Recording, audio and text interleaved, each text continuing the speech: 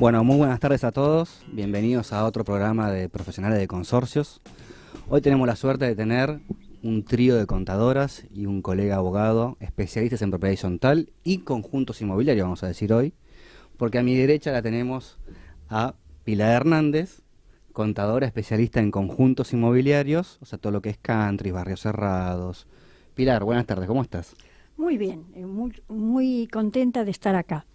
Vamos a tratar de sintetizar un poco porque el tema es muy amplio. Entonces, una vez me dijeron muy jocosamente, ¿y qué es un country? Me dice, ¿es como una propiedad horizontal en vez de lo alto para lo largo? No, nada que ver. Entonces, una característica que tienen estas instituciones es la falta de fines de lucro. Es sea cual sea la forma jurídica que tengan, se caracterizan por la falta de fin de lucro. Ahora me dicen, ¿por qué los tenemos que estudiar? Y los tenemos que estudiar por su importancia económica y por su importancia social. Por la importancia económica, es decir, primero, veamos que son una estadística que hice en el año, o que me dieron en el año 2017, fíjense de qué fecha es, había 1000 emprendimientos distribuidos por todo el país. Multipliquen por 350 unidades, por 4 personas cada uno, y va arriba de 1 millón y pico en esa fecha. Entonces, es importante verlo. Tienen una importancia económica, manejan unos presupuestos realmente importantes. Están en constante crecimiento, hacen un gran consumo de servicios, de compra de materiales, de actividad comercial, de disminución de prestaciones que prestan las municipalidades, es decir, hacen servicio que tendrían que prestar las municipalidades, que se vuelcan o se deberían volcar al resto de la población. Son focos de desarrollo es decir, donde hay un country se crea una actividad comercial en el entorno. Y últimamente son centros de establecimientos educacionales y centros y servicios médicos, aparte de actividades recreativas. De servicios médicos puedo decir yo que vivo a 40 kilómetros de la capital, en uno de ellos, que realmente no me tengo que molestar en ir a capital para cualquier servicio porque lo tengo todo cubierto. Eso en lo que hace importancia económica. En lo que se refiere a importancia social, en primer lugar, son creadores de puestos de trabajo, no son expulsores de mano de obra, sino absorben mano de obra de todo tipo. No piensen en un pico y una pala. Hay ingenieros, hay profesores, hay profesionales, hay de todo. Es decir, crean mucho y aparte, algo que tengo que decir, la colaboración comunitaria. Ya lo dije antes, que todas las actividades que realiza el country redunda en menos prestaciones que realiza la municipalidad y que teóricamente las tendría que volcar a eso. Hay algunos que me dicen, bueno, sí, pero todos colaboran con el entorno circundante de diversas formas. Colaboran mediante donaciones directas, mediante ayuda a instituciones. Y yo siempre digo que eso, por favor, cuando se colabora con esto, que se haga directo por vía de la Iglesia, pero nunca por vía de una actividad política, porque ya sabemos a dónde va. Entonces, en una época me decía acá Liliana, de que contara la historia de la cofradía de los 10 pesos. Bueno, pero ¿por qué no nos presentás primero a eso? Nos presentás a todos y ahora nos cuenta Pilar, que está buenísimo lo de la cofradía. Perfecto. Luego continúa la contadora Liliana Corso, especialista en propiedad horizontal. Buenas tardes, Liliana, ¿cómo estás? Bueno, buenas tardes, gracias por invitarme. Por favor, es un gusto que estés acá. Y también tenemos a la contadora Silvia Alier Atucha y al doctor Ronaldo Corec. Buenas tardes, Silvia. Buenas tardes, Ronaldo. ¿Cómo están? Gracias por invitarnos nuevamente. Especialista también en contadora, propiedad horizontal y abogado de propiedad horizontal. Aparte de ser, digamos, los coordinadores de la Comunidad 14, ¿no? La comisión de la sí. La comisión de la Comuna 14. Estamos en la Comuna 14, en la Comisión de Propiedad Horizontal del Consejo Consultivo, que funciona en la comuna desde el año 2016. Y la única comuna que tiene todo un barrio en la comuna. Porque el resto tienen varios barrios. Claro, es la comuna que solamente tiene el barrio de Palermo porque es muy grande y es una de las comunas con más edificios en realidad. Así que, bueno, la propiedad horizontal es importante en Palermo. Sí, está lleno de edificios, digamos. Sí, está lleno. Y si me dejas pasar el aviso, sí, cómo no. Nosotros como Comisión de Propiedad Horizontal damos una charla abierta al público gratuito, donde puede venir cualquier persona de cualquier comuna, incluso del interior, de provincia, de cualquier lugar. Damos charlas sobre propiedad horizontal siempre el tercer martes de cada mes a las 18 horas, que ya hemos vuelto a hacer la presencialidad en la comuna, porque lo estuvimos haciendo por Zoom en pandemia. Y en esas charlas de una vez por mes tratamos temas de interés para los consorcistas. Por ejemplo, la de este mes la vamos a dar Ronaldo y yo, y vamos a hablar sobre la rendición de cuentas. Mira qué interesante. La del mes pasado, invitamos a mediadoras del gobierno de la ciudad a hablar sobre mediación. La de julio la di yo sobre expensas, cómo entender mediación una expensa. Comunitaria. Mediación comunitaria. Y cada mes vamos tratando algún tema de interés. Y siempre una o dos de las charlas del año son vení con tu pregunta. Bueno. Y tratamos de contestar los temas que a la gente le interesa, como disparadores, para que la gente se informe sobre propiedad horizontal. Buenísimo, o sea, que ya saben que los terceros martes de cada mes. Sí, a las 18 en la Comuna 14. Horas, que esto es Coronel Díaz y Beruti. Sí, ahí en la esquina. Buenísimo. ¿A dónde nos podemos comunicar, Juan Martín? Bueno, en realidad se pueden comunicar a un celular, pero preferentemente al Instagram. Ahora, en este momento yo no lo voy a tener activo porque prefiero, somos muchos, no voy a llegar a leer las preguntas. Pero sí pueden hacer las preguntas para contestarlas después. De hecho, si le quieren hacer una pregunta a Pilar, a Liliana, a Silvia o a Ronaldo, me las mandan y yo después reenvío. Eso no hay problema. Las redes sociales son profesionales de seguros, profesionales de consorcios, perdón. Estamos en Instagram, YouTube. Y bueno, pues creo que tenemos cosas novedosas como TikTok y algo así. Pero... Ya que estamos, podemos pasar el aviso de cómo ubicar a la Comisión de Propiedad Horizontal de la Comuna 14, que se pueden comunicar con nosotros y ahí se van a enterar de las charlas, confirmar los horarios y los temas. ¿Cómo es? Ahí está, los canales para comunicarse serían por mail a comisión horizontal comuna14@gmail.com, por Instagram a consorcios comuna 14 y Facebook Comisión Propiedad Horizontal Comuna 14 Palermo. Buenísimo. Las están haciendo presencial de 100%. Sí, empezamos presenciales ahora. Volvimos a presenciales. ¿Tienen la idea, les pregunto, porque en realidad es muy novedoso, pero de empezar a hacerlas en algún momento híbrida o mixta? No tenemos el equipo necesario en la comuna para hacerla híbrida. Nos gustaría muchísimo poder hacerlo, pero necesitamos un soporte. Sería lo ideal. Sí.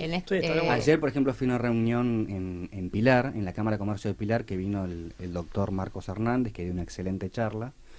Y la lástima es que la gente que no estaba presente no tiene forma de volver a verla, más allá del boca en boca, ¿no? Que también no siempre es lo mismo.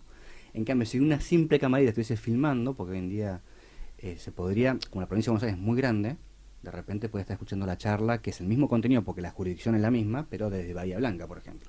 Lamentablemente, como comisión no tenemos el apoyo que nosotros quisiéramos desde el gobierno, desde las autoridades, porque la comisión depende del consejo consultivo, que no tiene nada que ver con las autoridades. La actividad que hacemos nosotros es totalmente ad honorem, no somos funcionarios de la comuna.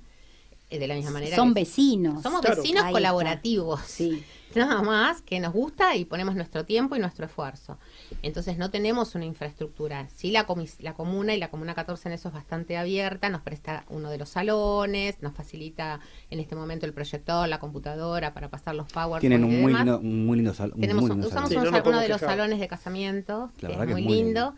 Pero no tenemos la estructura. Hemos planteado la idea de que lo filmen y poderlo subir, o que pudiéramos hacerlo como vos pedías, híbrido, pero bueno, no tenemos el apoyo como para hacerlo. Sí, híbrido sería realmente el verdadero híbrido sería que estén en tiempo real. Exacto. Claro. Pero si no, por lo menos grabarlo. Grabarlo, después lo subís a YouTube y es un contenido de capacitación que creo que, bueno, parte de este programa y de todo lo que hacemos nosotros es capacitar, educar. Y mucha gente de repente en el horario no puede, pero si uno lo deja grabado en YouTube, luego el fin de semana o cuando puede, lo ve. Bueno, por ahí si nos escuchan, en algún momento nos dan el apoyo. Y bueno, hay que empezar a charlarlo. Sí, hay que empezar a charlarlo. Hemos pedido más apoyo en todo sentido, pero no lo tenemos. Yo tengo llegada con una asesora de un diputado de la Ciudad de Buenos Aires y le he planteado, porque en Colombia es muy fuerte el tema de como serían nosotros las comunas, tienen todo afectado a propiedad horizontal y hasta hacen congresos para todas las comunas organizados, y le mandé todos esos proyectos de Colombia, se los mandé y me dijo, sí, qué interesante, qué lindo, pero todo queda ahí. ¿no es cierto? Esperemos ahora si se renuevan las autoridades y nos dan un poquito más de importancia a los vecinos, ¿no? Porque los vecinos hacemos la ciudad y hacemos es raro, ¿no? el vivir en propiedad horizontal. Es raro porque, a ver, puedo decir un número porque no es exacto ni es oficial, ¿no? Pero digamos, un 80% de la ciudadanía argentina, ¿no? De habitante argentina, o vive en edificios o vive en conjuntos inmobiliarios. O sea, es importante donde vivimos. Más allá de que obviamente hay justo todo un tema de resuene ahora con el tema de alquileres. Esto incluye tanto a inquilinos, a propietarios, a cualquier tipo de habitantes. Sí, o sea, las expensas, está bien, obviamente, muchos las pagamos sin saber, pero también es que también no hay un interés en realmente controlarlo. Y eso ahora nos vamos a meter un poquito más. Vamos primero con Pilar, si te parece bien, la parte de liquidación de expensas. ¿Cuál es la diferencia de liquidación de expensas supongo yo, ¿no? en un edificio en propiedad horizontal propiamente dicho, con un conjunto inmobiliario o geodesia, que en realidad tenemos varias formas jurídicas, como puede ser SA, fideicomiso o propiamente dicho un propiedad horizontal? Bueno, tenés que ver un poco la historia del asunto de la figura jurídica del consorcio, de la institución. En un primer momento, en el origen, no había nada definido, entonces se agarraba lo que se podía, propiedad horizontal, dominio irrevocable, uso y dominio, cualquier cosa, he visto las formas más inigualables que se puedan pedir. Básicamente se agarró mucho la propiedad horizontal, pero era como ponerle a un talle small a una gordita. Sobraba por todos lados y faltaba por todos lados. Entonces, acá, faltaba el encuadre legal. La primera que fue pionera en esto fue la provincia de Buenos Aires, que dictó la ley 8.912, que en el año 77, si digo bien, que fue, definió lo que era un conjunto. Y después salió el decreto 9.404, 10 años después, que estableció la posibilidad de que se hiciera la división por propiedad horizontal o por geodesia, es decir, lotes individuales, propiedades individuales con las zonas circulatorias, deportivas y recreativas en una institución que tuviera una unión indisoluble por servidumbre predial. Es decir, ese fue el primer intento. ¿Por qué menciono esto? Porque lo tomó el nuevo Código Civil, se inspiró mucho en las dos resoluciones. Si uno ve los artículos, ve que esto, yo hice la marca, esto lo tomó de tal lado, esto lo tomó de tal otro. Entonces creó un conjunto, el título quinto se refiere a propiedad horizontal, pero creó una figura jurídica, el sexto, emprendimientos inmobiliarios o conjuntos inmobiliarios. Es decir, define que todos estos, conjuntos inmobiliarios, barrios privados y demás, son tales independientemente de su uso permanente, temporario, de su uso para vivienda o otros usos. Es decir, fue amplio, porque antes solamente se decía, solo para vivienda y permanente. No, entra todo. Entonces, define qué es lo que define un barrio privado. El cerramiento, las partes privativas y las partes comunes, un reglamento y una entidad que administre y sea la vinculación entre las mismas. Bueno, el problema fue ¿qué hacemos con las preexistentes? Las preexistentes es un artículo que ha sido motivo de grandes controversias, porque primero, como estaba redactada, estaba bien, decía, pueden adaptarse a esto. Pero alguien metió un rengloncito ahí que decía, las entidades en las que coexistan derechos personales y reales deberán adaptarse. Bueno, esa fue la piedra que no estaba en el proyecto original, en el anteproyecto. Alguien vino y la metió ahí. Entonces esa fue la piedra de la discordia y de un montón de problemas. Entonces... No resuelto aún. No resuelto. Aún no están resueltos para nada. Hay parches que se dicen de armar un fideicomiso de transición. Sí, pero no va. Significa un montón de... ¿Por qué no se adecúan? Justamente, ¿por qué no se adecúan? Porque es muy caro, ¿no es cierto? Porque es muy caro. Claro. Aparte, hay una cuestión muy simple. Acá lo que hablan de adecuarse es una parte, no institucional, sino una parte de forma. Eso es cuestión de ver ciertas normas que establece el código sobre restricciones a los propietarios, la relación entre los propietarios, todo eso, si se pone la famosa bolilla negra que se sacó, que fue una de las grandes discusiones. Es decir, tenemos que ver nuestro reglamento, todo lo que dice el código. ¿Está puesto en el reglamento? Si está puesto, macanudo. Si no, se hace una salvedad, se hace una escritura, se inscribe y se acabó el tema. Pero acá ha habido un problema político de por medio. Entonces nos encontramos con... tengo que hacer una acotación. Casi todos los, los inmuebles que hay en la provincia de Buenos Aires, los countries, la gran mayoría tienen domicilio en Capital Federal. ¿Por qué? Por una razón de costos, es muy simple. Por costos. El costo... ¿Solamente eso o hay algo trámites. Ah. Hacer un trámite... Burocracia en el trámite. Es burocracia y pura y un costo terrible. Sin embargo, están tributando a lo que es ingreso bruto de Cava. Sí, señor. Al estar inscrito en Cava, un lugar por inscrito, supuesto, es lo que le digo a mis con lo clientes. cual ARBA está interesado en que eso vaya Macho, realmente a donde vos está. hacés el convenio multilateral macanudo, vos tenés gastos en Cava, tenés tu proporción, pagás religiosamente en Cava la parte que te corresponde y pagas la otra parte en la provincia de Buenos Aires. Acá no se está currando nada, se está pagando como corresponde. Pero ¿qué pasa?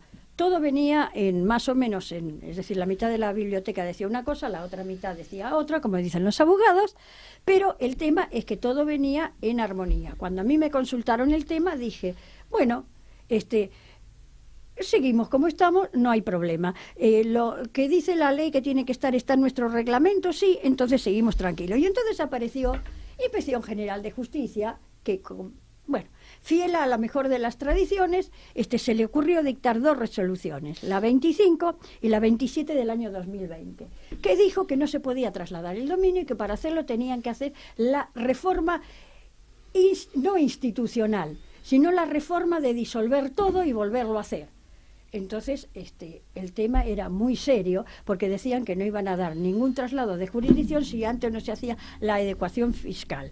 Y además daban un año para hacerlo. Exactamente, un año. Primero dieron un plazo así, después dieron un año. Sí. Y después, aquí, que esto era más imposible todavía, porque el registro de la propiedad hizo una orden de servicio que dijo que esto no tenía lugar y que no iba a seguir inscribiendo de acuerdo con el decreto 9.404, aun cuando fueran de fecha anterior, pero tuvieran principio de ejecución.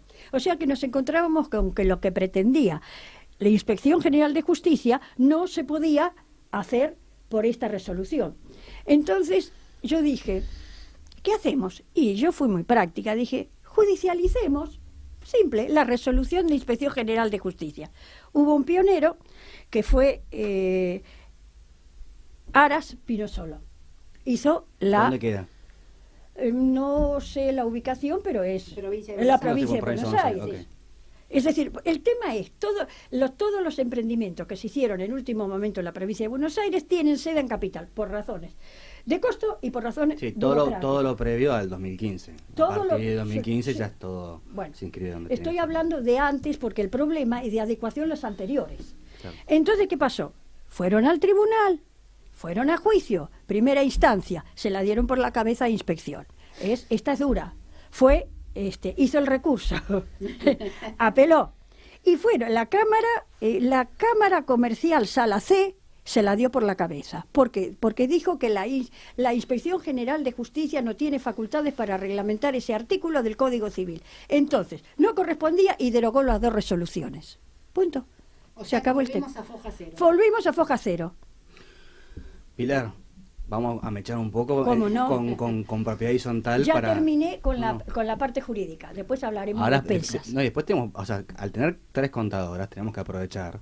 Ronnie, ¿no? ¿Te puedo decir Ronnie? Yo aprendo, sí, cómo no. Estamos acá, estamos en el palco aprendiendo primero. Sí, tenemos que aprovechar. A mí me interesa si podemos desarrollar un poco 3 temas puntuales, que creo que le hemos charlado un poco en el café de antes. Uno, liquidación de despensas, por lo menos para que la gente se lleve una idea general. La segunda es rendición de cuentas, ¿sí? O estado patrimonial, eso que ustedes nos explicarán mejor. Y por último, bueno, los libros. Que hay un gran problema, aunque esté escrito en el Código Civil, y aunque sepan, la gente por lo visto no lo lee. Está mal escrito. Bueno, es otra opinión, me interesaría escucharlo. Bueno, Silvia, volviendo ahora a la ciudad de Buenos Aires. Edificios, dejamos el country, el verde, volvemos a la ciudad, edificios... Hablemos de todos, desde el chiquito, el mediano, pero sobre todo el grande, el complejo que tiene 300 unidades funcionales para arriba, ahí Sí. para el costado y para el ancho. ¿Cómo es una liquidación de expensas? ¿Qué es lo más complejo que ves como auditora cuando te Sí. encontrás con... Mira, un yo como consorcio auditora no dejo de sorprenderme. Siempre creo que no voy a encontrar nunca nada nuevo, nada que nunca vi, y con casi 43 no sé, años de contadora, y siempre me sorprendo, ¿no? Porque siempre puedo haber más problemas de los que yo me imaginaba. Lo primero que hay que saber es que el modelo de mis expensas en la Ciudad de Buenos Aires es un modelo único y uniforme para todos los consorcios. Y obligatorio. Y obligatorio, que lo que tiene de bueno, más allá de que si discutamos si es bueno, si es malo y demás, es que es igual. Entonces, vos te mudás, cambias de administrador, deberías recibir siempre la misma información. Una vez que le pescaste la idea de cómo es, no deberías tener demasiado problema. No es que según el administrador voy a recibir información diferente. Deberías recibir siempre lo mismo. Ahora, hay ciertos temas que para mí son urticantes y que la gente no presta atención.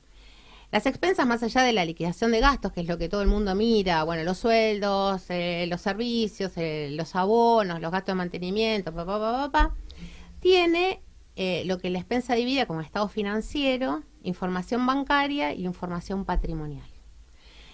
En esas tres partes de la expensa, que en general nadie mira y que muchísimos administradores no completan, Repetimos de vuelta cómo es, perdón. el estado financiero, Sí. la información de los movimientos bancarios y la información patrimonial. Que por lo general están abajo. Están abajo después antes de las primero vienen finales. todos los gastos, Sí. después viene esta parte y después viene lo que se llama el prorrateo, que es donde uno mira, bueno, unidad unidad tal, me funcional. toca pagar tanto, digamos.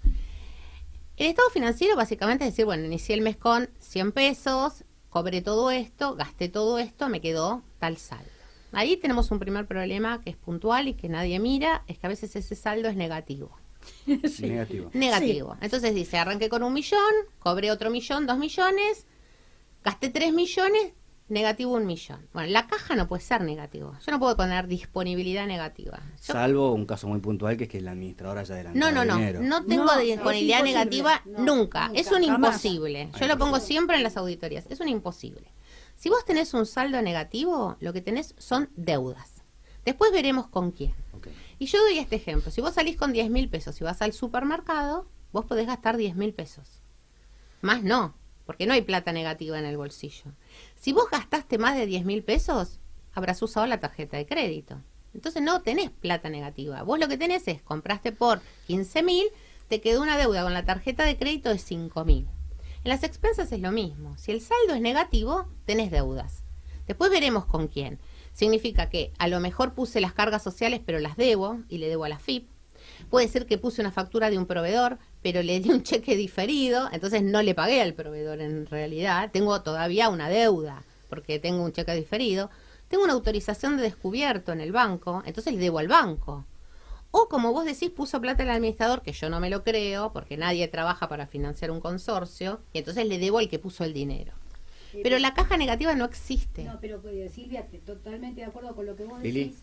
perdón, Pero en la ciudad de Buenos Aires está prohibido Está poner bien. gastos. Bueno, más allá de que ¿Cómo- no, cómo ¿Qué que está dicen? prohibido? los gastos Dice son pagos. pagados. Dice pagos por suministros, abonos y servicios. Pagos. Pagos está pagados. Pagos. Entonces yo no puedo poner no puedo nada. poner una factura que me va a vencer dentro de 10 días. No, No, si no pero- la pagué, no. Lo que pasa es que los administradores mezclan lo que nosotros como contadores hablamos técnicamente, el percibido y el devengado. El percibido es lo que realmente pagué y el devengado es lo que se generó pero que todavía no lo pagué.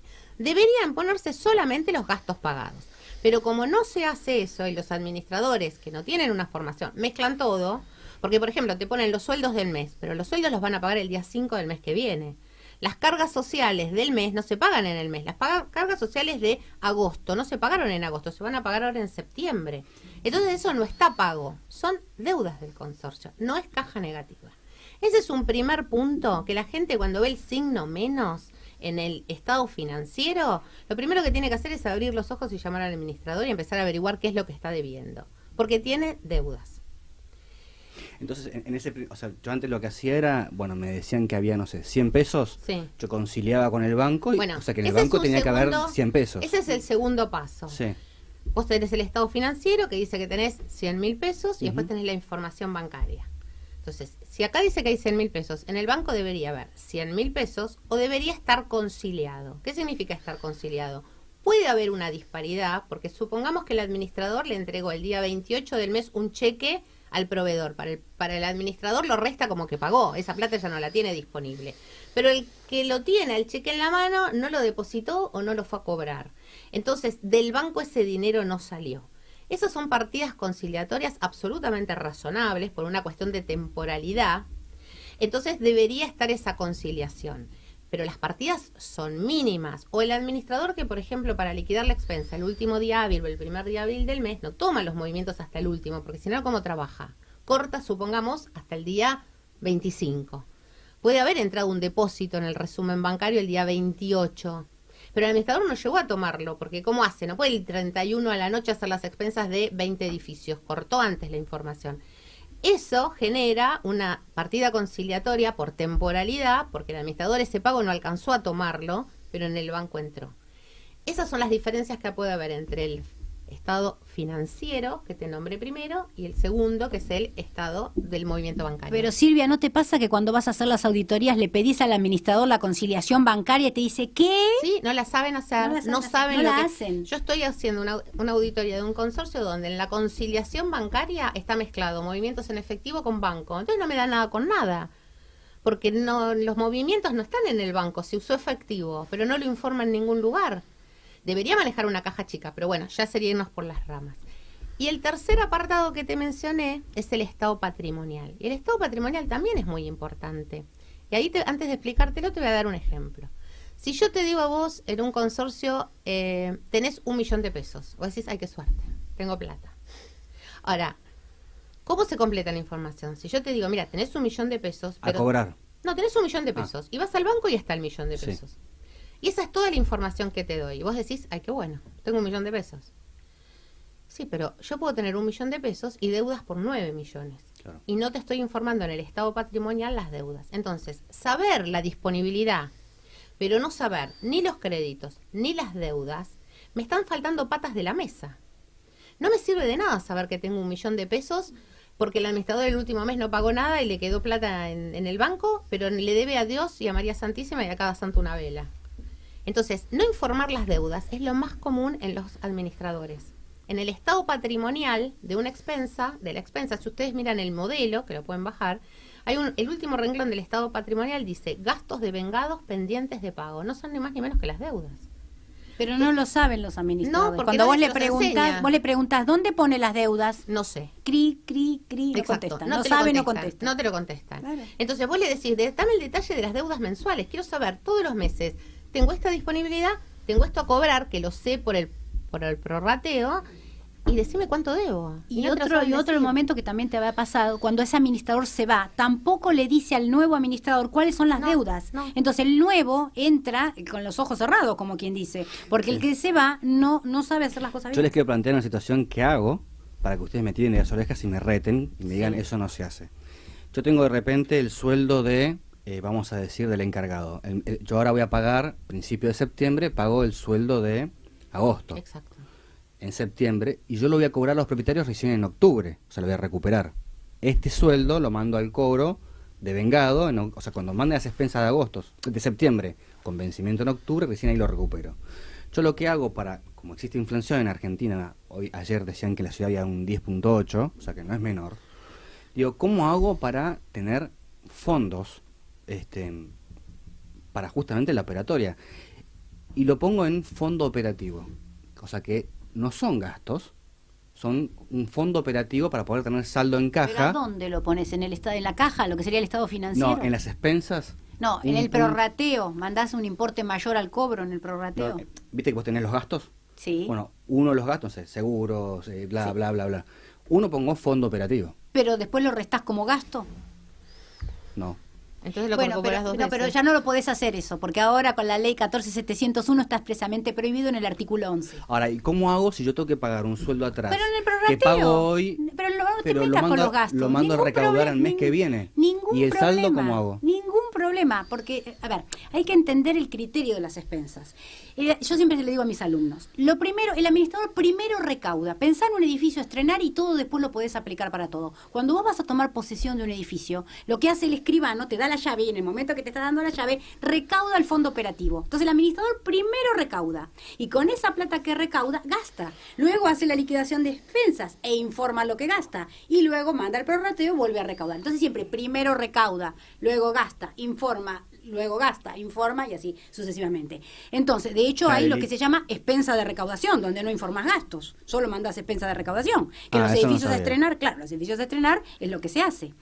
Entonces, porque te o lo sea, dice, no hay gastos. no hay gastos, y yo mando solo un monto. recaudo. Yo siempre primero recaudo y luego gasto. El administrador, claro, es el fondo operativo. El administrador no es prestamista. El administrador tiene que bien. administrar con lo que le proveen los fondos. La realidad es que muchas veces que un administrador va a tomar un consorcio, conjunto inmobiliario, o cualquiera de estas maneras, un consorcio, hay veces que toma el consorcio con deudas. Entonces, ¿cómo yo hago para adelantarme, para mandar a cobrar? Expensa de recaudación. Vos fíjate que cuando vos lees los reglamentos, que nosotros cuando auditamos lo primero que hacemos es leer el reglamento, porque ahí nos enteramos de un montón de cosas, de cuáles son los porcentuales, si el reglamento establece que algunas... Es el acta de nacimiento del consorcio. Por ejemplo, que algunas unidades no pagan determinados gastos, que eso también lo sacamos del reglamento, porque puede decir que los locales no pagan los gastos de la piscina, por ejemplo. Y lo tenés que tener en cuenta cuando haces el prorrateo y los gastos. Normalmente los reglamentos de copropiedad hablan, y también lo ves en las escrituras, que cuando uno compra tiene que constituir el fondo operativo del consorcio, porque es lo que te dice Liliana, es con lo que se arranca. Entonces vos tenés un fondo operativo, gastás, reponés, Cuando porque hay morosidad o por lo que sea, ese fondo operativo se va consumiendo, porque cuando vos vas pagando pero no va entrando, se va consumiendo, vos lo que haces es un recupero del fondo operativo. ¿Pero cómo lo pones? Te agregás una columna al prorrateo. Al prorrateo vas a tener el gasto A, el gasto B, el gasto extraordinario, el gasto particular y el gasto de recupero de fondo operativo. A ver si a ver si yo te lo explico así. Vos podés gastar 1 millón de pesos y en los gastos efectivamente tenés los comprobantes pagados por 1 millón de pesos y yo puedo ir al prorrateo y enviar al cobro 1,5 millones. No hay ningún problema. Y ahí estás perfecta. Pero no se pone como costo. No. Y ahí estás perfecto. Yo le dije que me iban a tirar de la oreja. Espera, ahí estás perfecto. Sí. Yo le dije que me iban a tirar de la oreja. Ahí estás perfecto con el modelo Mis Expensas, porque pones los gastos pagados, y estás perfecto con el REPAC de Provincia de Buenos Aires, con el artículo 11, porque también pones los gastos pagados. Entonces vos podés... O sea, en vez de pedir A, B, poner que va a ser ordinaria, en vez de extraordinaria, pongo una tercera C. Claro. No. En el columna del prorrateo agregás otra columna. No. Bueno, vamos a ver, vamos de vuelta. Vos podés vos gastaste por un lado y vas a recaudar por sí. Gastaste 1 millón, tenés los comprobantes, está todo pagado. Eso es lo que informás como gastos. Sí. En el detalle de gasto, para mí, es el pasado. El detalle de gastos es el pasado. Es lo que vos ya hiciste y pones la realidad. Ahora, yo gasté 1 millón, pero necesito 1,5 millones. Entonces voy al prorrateo, que es el futuro. El prorrateo es el futuro. Es lo que yo pretendo recaudar. Yo envío 1,5 millones al cobro y si todos me pagan, el mes que viene habré recaudado 1,5 millones. Si quiero porque la gente a veces necesita, eso que vos decís, atar una cosa con la otra, entonces yo puedo poner una notita. Los gastos reales del mes fueron 1 millón de pesos según comprobantes, pero se envía al cobro 1,5 millones debido, por ejemplo, para actualizar por inflación, por ejemplo. Porque con la inflación hay que actualizar. Entonces hay que poner de esa manera. Los únicos que trabajamos con gastos reales somos nosotros. Todos los meses hay que actualizar. Vos en España... Lo normal debería ser, o es, actualizar por lo menos un 7 y ahora un 10.8. Si no te quedas atrasado. Claro, exactamente. Si no, dentro de 6 meses se viene aumentazo. Por eso el fondo operativo se va consumiendo. ¿Y por qué no nos cuenta? Si no actualizás, sí. ¿Y por qué no nos cuenta Pilar qué pasa en los countries? Dale. Bueno. ¿No vamos a hacer un corte primero? No, vamos, pues somos muchos. Bueno, vamos. ¿Qué pasa con las expensas? Primero vamos a clasificar. Primero hay que ver el reglamento.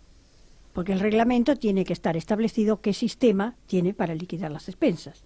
La expensa puede ser adelantada o vencida. La vencida es los gastos realmente pagados más una provisión para determinado gasto, como puede ser el aguinaldo, alguna factura de luz que venga importante, algo así. Y esos son los vencidos. Y los adelantados tienen que partir de un presupuesto, que ahí tiene que establecerse si es un presupuesto aprobado por la Asamblea, que se determina a ver cuánto corresponde en base a eso. Y se va ajustando ese presupuesto justamente con los índices de inflación. Después comento ahora mismo acá que en estos momentos los problemas financieros que hay en los clubes es ¿va moviendo? No sirve.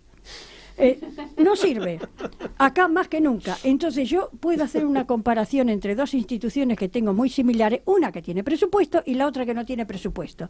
Entonces optaron que la segunda, que no tiene, va copiando más o menos lo que hace la otra, porque son muy similares. Yo tengo un presupuesto hecho con coeficientes de ajuste, digamos, vamos a tomar el 8, pues muy bien, planteo el 8 hasta fin de mes. Vamos a tomar ahora, este mes modificamos 7. Hubo bono, lo pongo. Es decir, que yo voy sacando un monto de lo que tengo que cobrar de expensa en ese momento. Eso es cuando hago presupuesto. Eso me puede coincidir o no con lo real. Yo tengo que ver si es diferencia o no. Y ahora hay una cuestión muy específica, que, bueno, vamos a decirla con su nombre. Cuando yo liquido exactamente los gastos incurridos, yo voy a tener una expensa que es variable mes a mes. Cuando yo voy por el otro sistema, tengo una expensa que es fija, se podrá variar, pero es una expensa que más o menos... Pero ¿qué pasa? Si yo liquido de esa forma y tengo una diferencia y no la registro de alguna forma en un fondo, seamos muy honestos, llega el momento que yo estoy creando una reserva oculta y eso se puede prestar a, a uso indiscriminado de eso cerca de la terminación del periodo de gestión y próximo al periodo eleccionario, porque nadie quiere subir una expensa cerca de cuando vence el mandato y viene la asamblea para reavisarlo. Entonces, esas son las formas de cuáles son. Variamos un poco con los departamentos los conceptos de gastos. Los digo por los más importantes. Primer rubro más importante, sueldos y cargas. Y en los edificios también. Segundo, vigilancia. Sí. Tercero, mantenimiento de edificios. Cuarto, mantenimiento de áreas verdes. Gastos deportivos, gastos recreativos y sociales, seguros. Me olvido alguno. Sí. Los impuestos. Las amortizaciones, porque acá hay un montón de bienes que hay que reponerlos y las amortizaciones son muy importantes y pueden incidir mucho en los resultados del balance. Acá hay balances. Como por ejemplo, que aquí llamas amortización. Mi amor, en un country yo tengo un montón de bienes de uso. Contanos algunos. Edificios. No, más que eso. Tengo, que el grupo electrógeno en la Cardera. Tengo las instalaciones de tenis, las instalaciones de hockey, las caballerizas. Sí. Sí, cancha de polo, cancha de golf, polo, cancha de fútbol. El golf es un hijo bobo. Sí, entonces porque tiene que estar el pasto de tanta altura, hay que regar. No, pero aparte hay una cuestión, seamos muy honestos. Hice un raconto entre varios countries importantes de la zona. El golf no se cubre con los ingresos normales. El golf tiene que ir subsidiada en parte por lo que es el consorcio, porque es una pérdida pura. Por más que le pongan la membresía y demás, el golf siempre da pérdida. Pilar, te pregunto ahí, porque esa parte yo por lo menos no la sé. Que un club de campo que digamos que supongo que es consorcio, ¿no? O sea, que es un consorcio, o sea, es un conjunto inmobiliario, pero supongo que ya tiene la forma jurídica de propiedad horizontal. ¿Cómo para liquidar un gasto tan oneroso como es el golf, la cancha de golf, dentro de expensas, o ponen aparte la ponemos aparte. La ponen aparte de las expensas. Pero la mayor como parte una membresía. de los que no son propiedad horizontal, eso ya se sabe que está cargado dentro de los gastos normales, que siempre dan pérdida. El golf es un hijo bobo, da pérdida. Entonces a los que les gusta jugar y hacer todos los hoyos, divino. Pero siempre la discusión es, porque yo que no juego al golf tengo que pagar parte del golf. ¿Para qué compraste en mailing? Hubieses comprado en otro. Entonces, jorobate, claro. si vos compraste... Tenés 5 canchas de polo en Martindale, no jugás al polo, no compres en Martindale. Tal cual. Pero tal cual, si yo no hago esa actividad, que aparte es afín, digamos, y común a casi todos los propietarios... Hago dos puntitos en expensa ya dijimos que son vencidas o adelantadas. Los inconvenientes, el asunto de las reservas ocultas, cuáles son ordinarias y extraordinarias. Parece una cosa muy simple, pero tienen que ir calzadas. Es decir, los gastos ordinarios tienen que cubrirse con las expensas ordinarias y los gastos extraordinarios con las expensas extraordinarias. Porque cuando, vuelvo a decir, cerca de el vencimiento del periodo directivo, hay una tentación y no subimos la expensa, agarramos un puchito de acá que es extraordinario. Es una tentación muy humana. Entonces, las extraordinarias, hay dos fuentes que son muy importantes, que son el recupero de morosos, tema ahora álgido, y la venta de los lotes recuperados. El recupero de morosos es, evidentemente, en estos momentos, como no llega, hay que poner el moroso dentro de las expensas para cubrir el aporte, porque si no nos falta la plata. Entonces, el problema viene cuando se recupera eso. ¿Qué pasa? Siempre hay uno que dice, bueno, si yo la puse en su momento, ahora quiero que me la devuelvan. Yo no coincido con eso. Eso tiene que estar registrado como un recurso extraordinario. No tiene que devolverse a los propietarios. Es una cuestión de larga discusión. Y la venta de lotes recuperados. Esto es una cuestión muy importante en los clubes con cierta antigüedad. Es decir, muchas veces cuando se hace el emprendimiento, el desarrollador paga a los que hacen las obras con lote. A le importa nada, por no decir otra cosa, el porvenir del club, y es un candidato a no pagar las expensas. Entonces tenemos una deuda generada o gente que directamente no pagó. Entonces yo tengo una deuda, me la pagan con el lote, y bueno, y después yo lo vendo. Y eso vendría a ser, cuando yo voy vendiendo esos lotes recuperados, en buen romance, es las joyas de la abuela.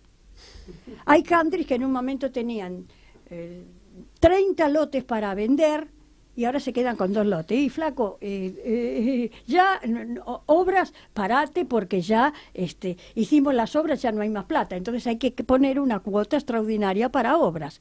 Entonces, la venta de los lotes recuperados es una cuestión que hay que manejarla con mucho cuidado y con mucho criterio. Y aparte, hay otra cuestión, que es cómo está la inflación y cómo está el precio del lote. Porque si hay una cuestión de que el precio de los lotes subió y no subieron la deuda, entonces va a aparecer gente que no aparecía, yo vengo a cancelar la deuda, listo, y me quedo con el lote, porque lo puedo vender. Hay picardías que hay que tener mucho cuidado porque pueden pasar. Bueno, procedimientos de distribución. Hay muchos procedimientos de distribución. El más simple, en los countries, que son más o menos parejos todos, cantidad de unidades, derecho viejo. En otro, hay que ver lo que dice el reglamento. Pero para que la gente entienda, cada lote tiene un porcentaje fijo. Sí, es decir, son el mismo. Es decir, yo divido las expensas por el total de lotes, simple. En otro va por el coeficiente de dominio, en los que son prácticamente...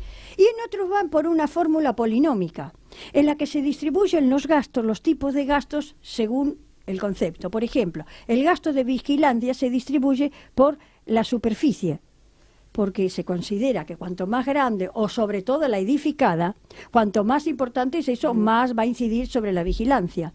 Entonces, cada grupo de gastos se distribuye con un coeficiente, una fórmula polinómica que puede tener 4 o 5 conceptos, que son muy efectivos en algunos lugares.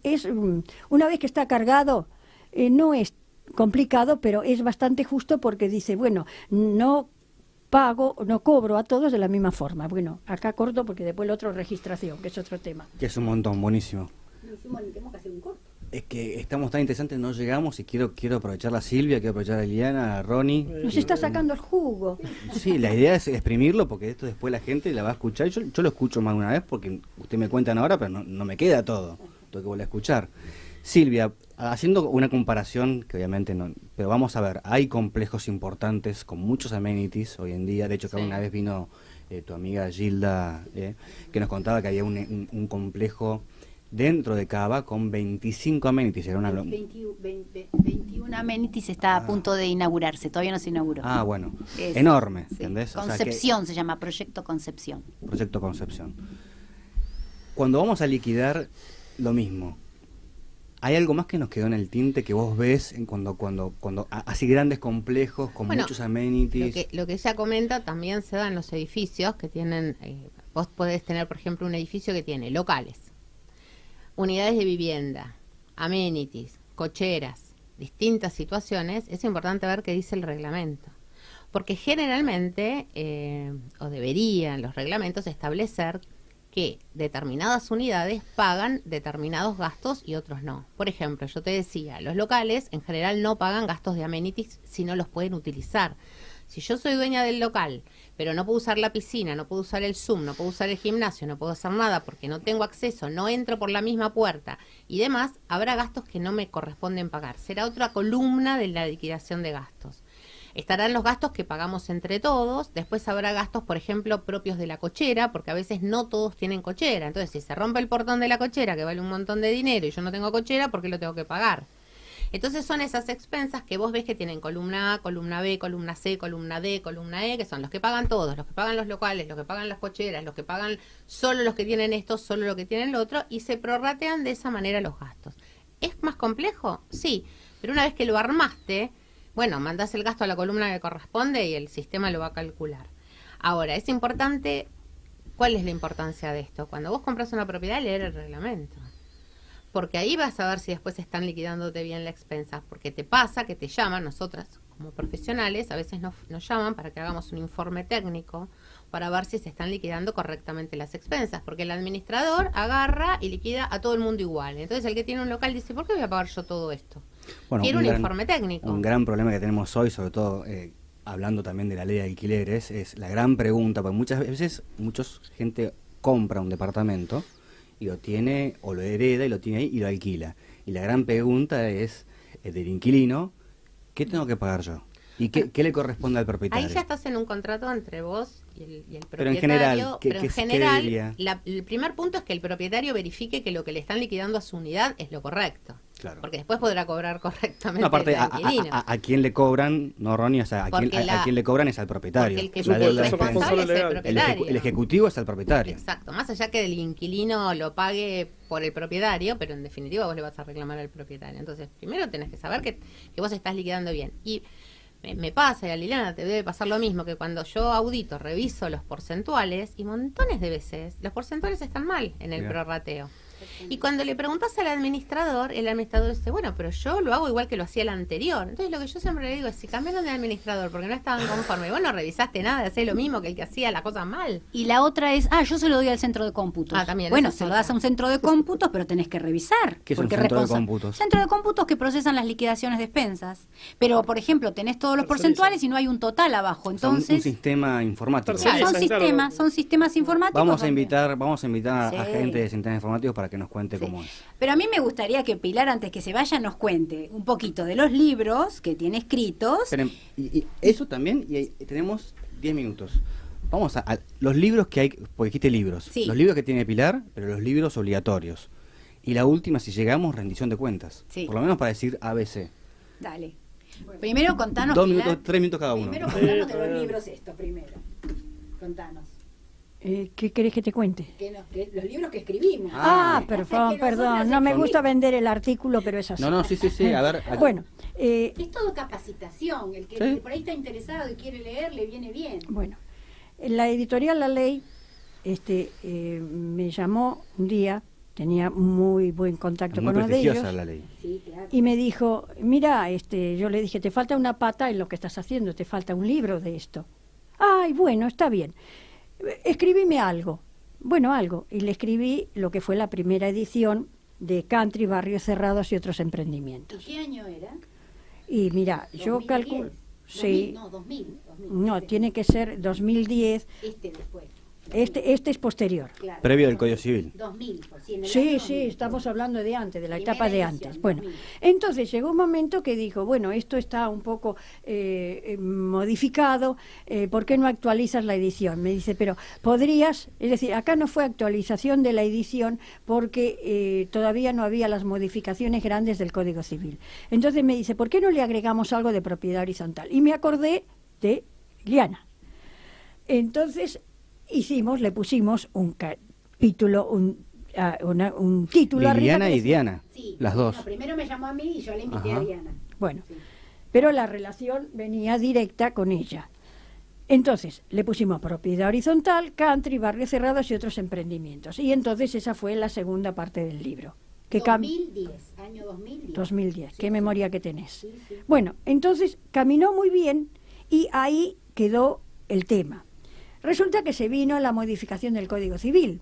Entonces, de este libro, todo lo que se refería digamos, a la parte jurídica, chao, hay que cambiarla. Y viene ¿Se basaron en tu libro para modificar el Código Civil? No, no. No sé, La parte contable no se sabemos. sabe. no sé, no, la parte contable Jaito en el no, acto porque y evidentemente Pilar lo Herrera. que salió en el Código Bueno. Civil. No sé, perdón, no sé si Pilar sabe, pero yo buscando fallos, hay uno de los fallos donde te cita a vos con tu libro, que yo te lo mandé, no sé si te acordás, te lo mandé por mail. Bueno, entonces parece que alguien lo leyó. Alguien lo leyó. Entonces, viene Liliana y me dice, hay un congreso en Madrid. Sí. Presento el libro. Voy a hacer un libro. ¿Querés escribir un capítulo? Y salta mi marido. Bueno, ¿por qué no te pones a escribir ya? Entonces, así salió, como en el libro Edificios con Amenities, hay un campamento, hay un capítulo al final que habla de los emprendimientos y que se refiere exclusivamente a las modificaciones del Código Civil, porque todo lo demás que está en este libro es totalmente, en la segunda edición, es totalmente válido. Entonces, esa fue la historia de Edificios con Amenities, es decir, hemos colaborado en el primero, yo la invité a ella y en este ella me invitó a mí, pero ahí está el tema. Bueno, lo vamos a tener que leer a ambos para ponernos al día. Silvia, Decime. brevísimo, pero tienen tiempo, hacemos 2 minutos, 3 cada uno. Te estoy haciendo una pregunta así, no es desarrollo, sino diga directo. Sí. Libros obligatorios. ¿En el consorcio? Sí. Bueno, el libro que todo el mundo conoce es el de actas, que es el que usa el administrador, donde refleja las actas de asamblea. ¿Dónde Es- se registran? Sí, Se transcriben, sí, en realidad. Sí, tienen bueno, que estar transcribirse. rubricados. esos Rubricados. ¿Dónde, Sí. se rubrican? ¿Se sabe? ¿Registro de propiedad Sí, el inmueble? registro de la propiedad inmobiliaria. Ese es el de actas, que es el que en general más conoce. Está el libro de administración, que es donde el administrador debería volcar la información del consorcio, pero bueno, no vamos a entrar en detalles de lo que tienen que copiar. Después hay 2 libros, el libro de firmas y el libro de propietarios, donde en uno están todos los datos del propietario, y el de firmas es el que cuando Para vos poder dar un poder. vas a la asamblea con el poder, el administrador debería tener los datos completos para ver, más allá de que no es un perito calígrafo, si es razonable, ¿no? Si ese poder corresponde. Esos libros en general, cuando auditamos y revisamos, están en blanco. Por supuesto O sea que no sabemos si vienen votando propietarios, básicamente. no sabemos nada. No sabemos en general, quiénes la historia, cuando te conoces en un edificio, yo vivo en un edificio, somos 30, todos no conocemos, sabemos quiénes somos los dueños, pero a veces pasa que en edificios de Muchas veces 200 pasa que no tenés ni sabemos idea. quiénes son, pero no sabemos si es dueño. Bueno, no vimos el título de propiedad. Suponemos siempre. Suponemos. Después, bueno, por supuesto que está el libro de sueldos de la ley de... El de órdenes. Sí, el libro de sueldos, El de donde sueldos. se registran los sueldos. En la Ciudad de Buenos Aires hay un libro obligatorio de horas extras. ¿Ese no es lo el que es lleva nadie. digital, el de sueldos? No, ahora lo que estás, que muchos confunden, una es el libro de sueldos tradicional, que puede ser de hojas móviles y demás, y hoy además tenemos el libro de sueldo digital de AFIP, que hoy hay que hacerlo por internet. Hay que hacer los dos. Porque si no haces el libro de sueldo digital, no puedes hacer el formulario 931 de cargas sociales. Así que haces uno para poder ¿Tenés que hacer los hacerlo. dos? Tenés que hacer los dos, porque ridículo. todavía... Los dos son lo Pero mismo. si está- el pero libro es lo de mismo. sueldos- Bueno, porque todavía no se ha aceptado que el libro de sueldo Sí, pero- digital de AFIP, en Bueno, provincia sí, pero en capital no. pará, en tribunales al principio también. Vos tenías La que presentación digital y la llevar presentación en físicamente, papel. te ponían el Sí. sello y vos después tenías que digitalizarlo y subirlo. En Doble realidad, trabajo. ahora que el libro de sueldos digital de AFIP se ha generalizado, porque primero empezó con los que tenían, no sé, más de 100 empleados, después los que tenían 10, los que tenían, bueno, hoy prácticamente todo el mundo. En algún momento la Ciudad de Buenos Aires tendrá que aceptar que el libro de sueldos digital de AFIP va a Es un ser tema el de único. jurisdicción. Es un Ciudad tema de que uno con... es de la ley de contrato de trabajo y este es el que pide AFIP. Deberán unificarlo en algún momento, es de suponer, porque estás haciendo 2 veces lo mismo. No tiene mucho sentido que trabajemos AFIP es así. nacional. Sí, claro. Sí, lo tiene que hacer Y- todo el mundo. y No si- puedes hacer el formulario 931 de cargas sociales si no haces el libro de sueldos digital de AFIP. Perfecto. Entonces lo tenés que hacer, no te queda otra. Ya lo hiciste, ¿para qué tenés que hacer otro libro de sueldo? No tiene mucha lógica. Pero acá no se toman muchas decisiones por lógica. Es así. Continuamos con el de órdenes. Bueno, después está el libro de órdenes. ¿Obligatorio? Sí, lo que pasa es que nadie lo llena. Son obligatorios, lo que pasa es que Los usos y costumbres hacen que los consorcios muchas veces ni los lleven. Por ahí los tienen, pero no los completan. Ahora, ante un problema legal... Sí, obviamente, si me vos lo lo tenés van a vacío, y pedir, sí, ¿cómo va a podés ser probar prueba qué con- orden le diste al encargado Claro. como no la cumplió y vos lo querés comprar a cumplir determinada cosa? Otra cosa que quería agregar del libro de registro de propietarios es que suelen poner los domicilios que constituyen los propietarios. Si ellos no constituyen un domicilio distinto del que habitan, la notificación va al domicilio que habitan, ¿sí? O no habitan, pero va ahí. No importa, claro, pero va ahí. Al consorcio. Si ellos registran otro domicilio, va a ese domicilio la notificación. Bueno, ahí Eso está es la- importante para reclamarle un pago y demás. Ahora está, a nivel nacional, la nueva ley de alquileres habla de correo electrónico como, Sí, claro, como lógico. Sí. medio fehaciente. Sí. Y en provincia de Buenos Aires hay una ley puntual que menciona ya que el correo electrónico ya es un medio fehaciente, o sea que reemplaza la carta de documento. Y es lógico. No, Que- pero te digo que- porque que te vayamos- llega un mail, vayamos hay que hacen revisar que el mail, debería. aún Sí. llegando al spam. Y bueno, Aún que llegando todo el al mundo spam. usa eso. Chicas, Bueno, Ronnie, gracias. viste, sin hacer pausa, no hicimos pausa, no tomamos un vaso de agua, nada. Nada. Nos quedó todo lo que es rendición de cuentas. Sí. Para otro, Por supuesto, para y otro. registración. Y registración.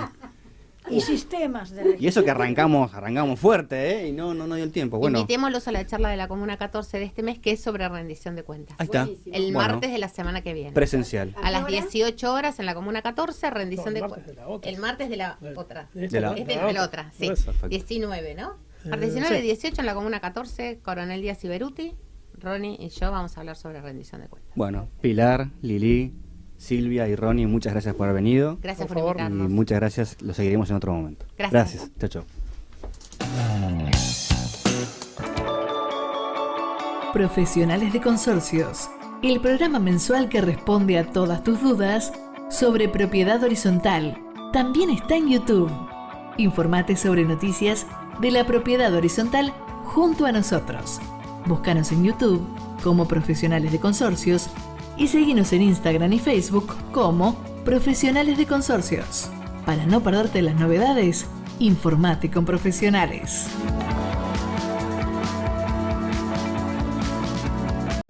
Profesionales en seguros.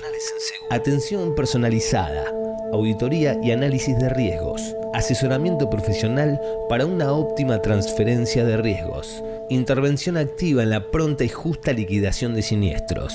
Nos ocupamos de su tranquilidad. OM Profesionales en Seguros.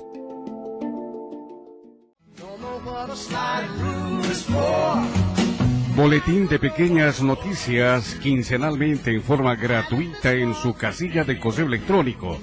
El único medio periodístico y de servicios sobre propiedad horizontal orientado a administradores, propietarios, inquilinos, encargados y proveedores de consorcios. Inscríbase en nuestro sitio www.pequeñasnoticias.com.ar.